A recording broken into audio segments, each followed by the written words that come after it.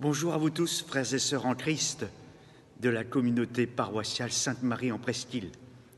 Troisième vendredi de Carême, j'espère que vous allez bien. Nous nous portons vraiment les uns les autres dans la prière, avec une intention particulière aujourd'hui pour tous ceux qui ont des soucis dans leur boulot. Il y en a aussi parmi nous. Et bien sûr, nous continuons à porter dans notre prière tous les malades et les personnes seules. Rendez-vous, donc n'oubliez pas, les 3 minutes chaque jour de silence, j'espère que ça va, pour mettre ça en place, ce temps de prière. Et puis à midi avec l'Évangile, et puis nous poursuivons la lecture du livre de l'Exode. Donc aujourd'hui, les chapitres 3 et 4. Dans le chapitre 3, Dieu révèle son nom, et puis c'est le début de la mission de Moïse avec Aaron, vous verrez.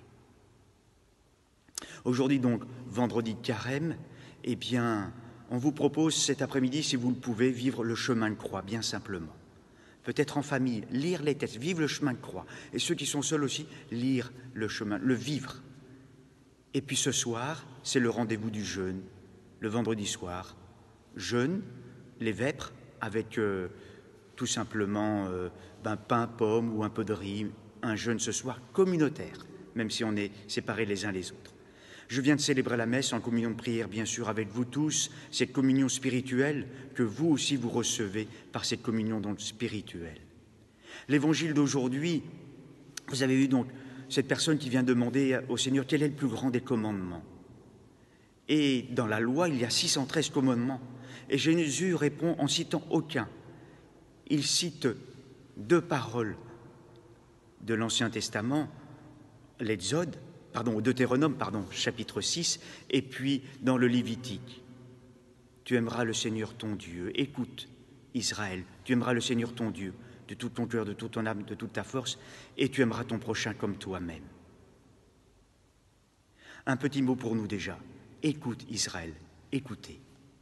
Écoutez aujourd'hui. Écoutez son mari et ses enfants. Mais écoutez aussi le silence. Vous avez vu le silence dans Lyon, impressionnant. Écoutez le Seigneur dans le silence. Le deuxième mot, c'est tu aimeras. C'est un futur. Un futur, tu aimeras.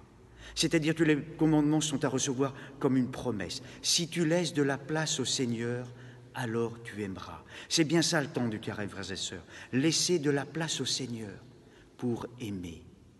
Laisser de la place au Seigneur pour aimer. Et dans ces 2 commandements, tu aimeras le Seigneur ton Dieu de tout ton cœur, de toute ton âme, de toute ta force. Il y a, et tu aimeras ton prochain comme toi-même. Voilà, il y a la croix. La croix, la dimension verticale, tu aimeras le Seigneur ton Dieu. La dimension horizontale, tu aimeras ton prochain comme toi-même. Laissons-nous aimer par le Seigneur. Si nous laissons de la place au Seigneur, alors nous aimerons. Laissons de la place au Seigneur pour aimer.